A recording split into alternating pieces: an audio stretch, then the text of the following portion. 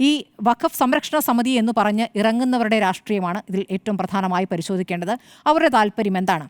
അവർക്ക് അവിടെ താമസിക്കുന്ന 610 കുടുംബങ്ങളെയും തെരുവിലേക്ക് ഇറക്കണം എന്നാണോ എന്നൊരു ചോദ്യമുണ്ടല്ലോ. ആ ചോദ്യത്തിന് ഉത്തരം കിട്ടേണ്ടതുണ്ട്. അപ്പോൾ അവരുടെ ഉദ്ദേശം എന്താണ്? അത് PDPയുമായി ബന്ധപ്പെട്ട നേതാക്കളാണ് എന്ന് തന്നെ അറിയുന്നു.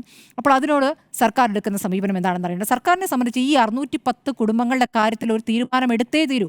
കോടതി വ്യവഹാരങ്ങൾ ഒരു വശത്ത് നടക്കും. പക്ഷേ മാനുഷികമായി ഇവരെ എങ്ങനെ പരിഗണിക്കുന്നു, മനുഷ്യരെ എങ്ങനെ പരിഗണിക്കുന്നു എന്നുള്ളത് തന്നെയാണ് ഏറ്റവും പ്രധാനം. നോക്കൂ, ഇതിപ്പോൾ അടുത്ത ആഴ്ച പാർലമെൻറ്റിൽ ഈ വഖഫ് നിയമ ഭേദഗതി എത്താൻ പോവുകയാണ്.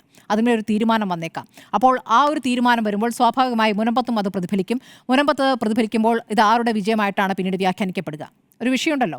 അതാണ് രാഷ്ട്രീയമായി ആർക്ക് ഉപയോഗപ്പെടും എന്നുള്ളത് പ്രധാനപ്പെട്ട ചോദ്യമായി അവിടെ നിൽക്കുന്നു. അതങ്ങനെ ഉപയോഗപ്പെടുമ്പോൾ വേറൊരു കാര്യം കൂടി, ഉണ്ണി ബാലകൃഷ്ണൻ പറഞ്ഞ ഒരു ഭിന്നിപ്പ് അവിടെ തുടങ്ങുകയാണ്. അതിനൊരു തുടർച്ചയുണ്ടാകുമെന്നുള്ളത് ആശങ്കപ്പെടുത്തുന്ന കാര്യമാണ്.